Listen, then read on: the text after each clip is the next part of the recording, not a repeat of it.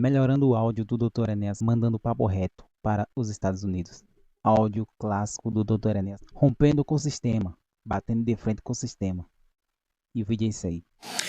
Nowadays, the mankind is watching, astonished, the extraordinary and unusual worldwide fact that moves daily as in a giant billiard table, enormous ciphers flying around as bits and bytes at the speed of the light, transferring from one point to another of the planet, fabulous fortunes in a true speculative orgy, completely dissociated from reality, without any correspondence with the real reach of our physical world, the so-called globalization. It seems to those not fully aware, and we shall include here sadly the great majority of the citizens, that this process is creating a world in which everyone will have access to a higher standard of life with greater social justice. That fact comes to us by the media as a cure-all for the biggest world problems. As a matter of fact, it is necessary to be pointed out that only 2 to 3% of all those transactions raise into $3 trillion a day, only 2 to 3% refer to commercial and industrial activities. On the other hand, the great majority of the financial transactions is purely speculative, as if money by itself would be able to generate more money, as a fantasy that is carrying the world economy to a dread end. Until the 70s, the Bretton Woods rules were followed. Money to flow between nations needed the previous government authorization. There was a fixed exchange rate between the currencies of the greatest industrialized nations. The Fed assured with the gold equivalent any transaction. In other words, there were restrictions to the flow of speculative money. In 1973, the US government imposed an unilateral rupture and the barriers disappeared. Gold reserves are no longer necessary. Money is no more the wealth symbol. It is the wealth proper, a fiction in such a way that goes to the edge of insanity is supported by a group of worldwide institutions, the so-called international financial system. And here are included the IMF, the World Bank, the World Trade Organization, and so on.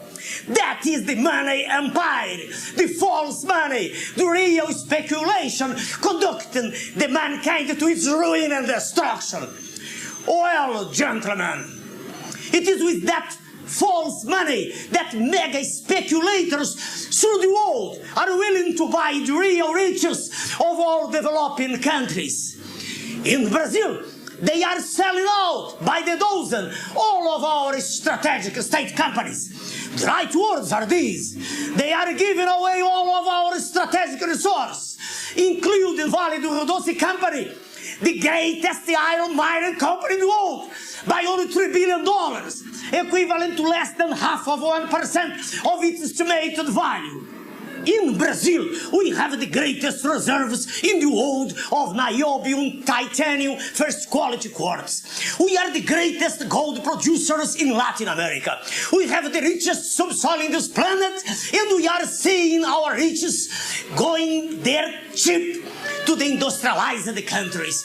President Clinton, during the Summit of the Americas in Santiago, recently said, "Your prosperity lifts ours, our prosperity lifts yours."